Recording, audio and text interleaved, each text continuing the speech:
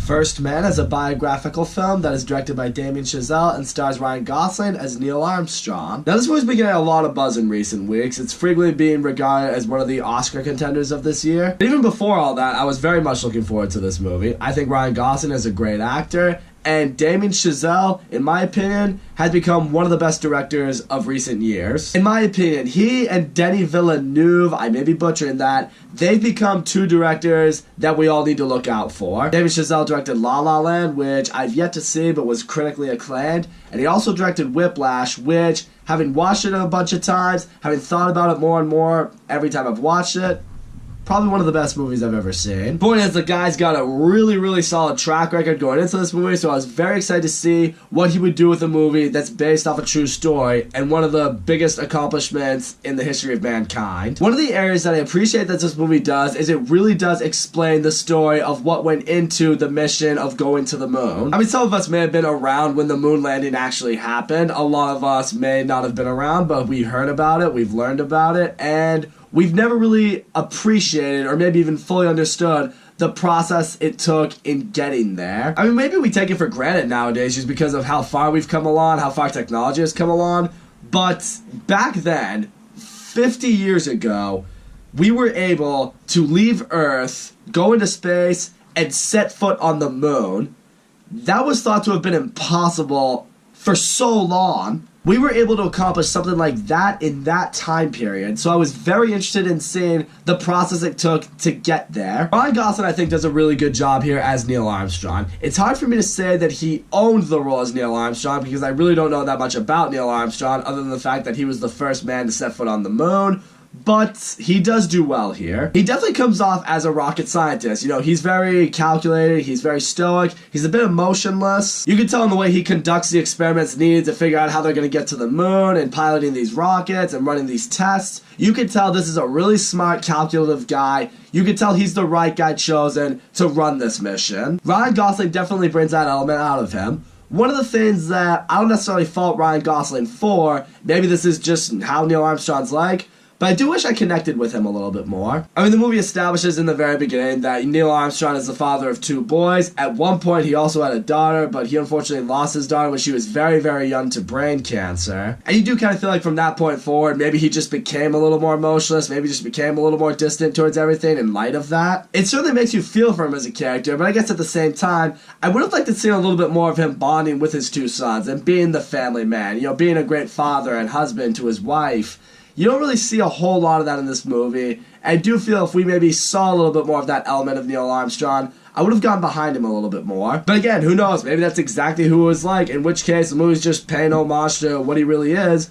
But in which case, you know, maybe they could have taken a little more creative license. As I mentioned earlier, what this movie really does well is showing exactly the trial and error in trying to figure out how to get to the moon. This was not something that NASA woke up one day and said, hey, we're going to go to the moon. It's like, okay, cool, let's get to work, let's piece a rocket together and we'll go into space, we'll do this thing. This was a process that took a very long time to officially figure out. I believe it took somewhere around 10 years worth of just trial and error and figuring out what to do, how to survive in space, how to function in space, how to make this rocket function. What I liked seeing was some of the training the astronauts had to go through, you know, being, you know, somersaulting in this machine that's going to make you feel like you're in space where there's no gravity and you're just tumbling with no control. You know, these various spacecrafts that they try to take to the highest altitude possible so they can get as close to being in space without actually being in space, so they know how to function and what to do if something goes wrong. The problem is, as they're running all these tests and doing what they're doing, basically everything goes wrong for these guys. Spacecrafts aren't functioning. Astronauts aren't capable of handling the circumstances, the situations they're going to be in. People are dying. It shows at one point there were 3 astronauts. They went into like this test Apollo before the official one was built. You know, they take off, they start flying, and a small little leak, this one little mistake happens in there that causes a fire that kills all 3 astronauts. Like, you really see in these moments that these test runs they're running, they are dangerous, they are real, they really show exactly why everything needs to be perfect. At one point, Neil Armstrong says it himself, it's like, we have to fail down here so we don't fail up there. And what I do appreciate seeing is seeing the toll it takes on the astronauts, the toll it takes on NASA, the toll it takes on America in general. Because, you know, you do see the political side of certain things. You know, some people, some common folk are just all like, you know, the government is spending billions of dollars on the space program just to go to the moon that continuously fails, and the rest of us are out here, you know, scrapping for food and for money. It's like, why don't you help us out a little bit? Forget this moon mission. This is just never going to happen. And that's ultimately what you kind of see along the way. A lot of these astronauts, they begin losing faith. They begin wondering, maybe this is just impossible. It becomes a very long and frustrating road for the astronauts, but I do want to also say, this is where the movie does drag on quite a bit. Because I want to say, for probably a good 80 to maybe even 90% of the movie, it's about the trial and error and all the experiments that the astronauts had to run in order to figure out how to get to the moon.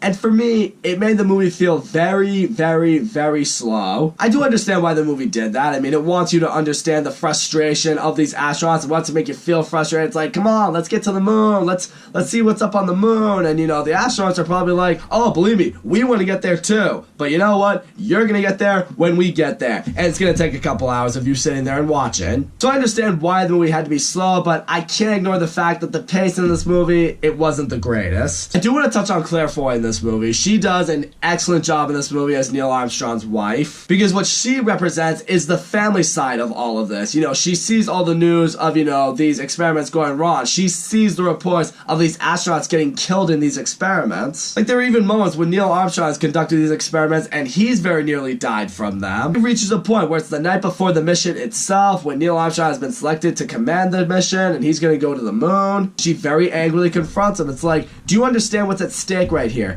People have died from these experiments. You're now going to the moon itself. There's a very real possibility that you won't come back. You have to talk to the boys about it. You have to let them know that there's a chance their dad's not coming back. You see the struggle she deals with the whole time. You know, she wants to be the supportive wife. She wants to back him up. But at the same time, she's so afraid of the million and one different things that could go wrong here. It's an important dynamic I felt like this movie needed to have, and it was there. And now we get to the actual moon landing itself, and this is when the intensity really kicks in for the movie. Neil Armstrong and Buzz Aldrin, they take off in the rocket. They make their way towards the moon. And for a while, it seems to be going pretty smoothly until they finally get into the orbit of the moon. That's when the rocket starts getting a little more jittery. That's when you start to think, oh shit, things are going wrong. You know, they have to find the perfect spot to land on the moon that's not going to dysfunction the rocket. The rocket's very low on fuel because, you know, it just went from the Earth to the moon. Thankfully, though, Neil Armstrong proves exactly why he was chosen to command this mission. He's able to land the vessel successfully. Now he and Aldrin can go explore the moon. And this is where I want to give props to the visual effects, the camera work, the cinematography, just everything, because when they land on the moon, you really do feel like they are on the moon. There's absolute silence because they are in space. I love when they add that little detail. You know, you just see the moon, it's just a bunch of craters and rocks and nothingness. You look out, it's just black. The movie did a great job at really making you feel like you were on the moon with these astronauts. What did kind of disappoint me, though, is once they land on the moon,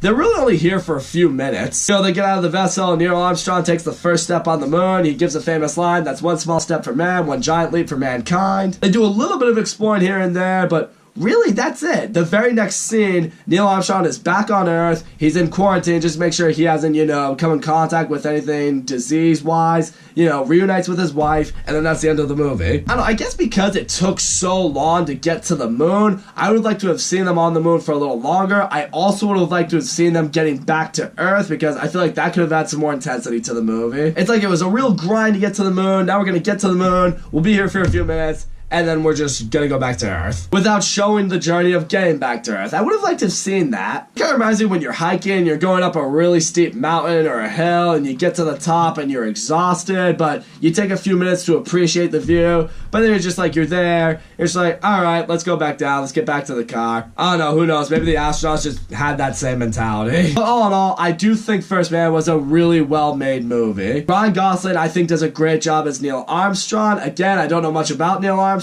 but from what I saw with Ryan Gosling's performance, I could buy that was what he was like. Claire Foy was also great in this movie. I love the role she played as Neil Armstrong's wife. I love that she added the family dynamic and what the family goes through in a situation like this. Although the pacing in this movie did suffer for me, I did appreciate seeing the grind and the struggle it took in getting to the moon and all these experiments they had to run and the sacrifices that were made. Just seeing the struggle that really was trying to get to the moon. When they get to the moon itself, it's really really cool seeing exactly what the moon is like, seeing what it's like to be in space. The movie did do a great job making you feel like you were on the moon with them. That being said, I do wish they were on the moon for a little bit longer. I also would have liked seeing them getting back to Earth. I do want to touch on the cinematography for a second. I did appreciate that the movie was filmed like it would have been if it was taking place in the 60s. Like the way Damien Chazelle chose to shoot this movie, it really did feel like you were back in the 60s. You were watching something from the 60s. You were watching something from modern times. I felt like it made the movie feel a little more real. In the end, although this is not my favorite of Damien Chazelle's movies, and even though this is probably not a movie I'm gonna see again,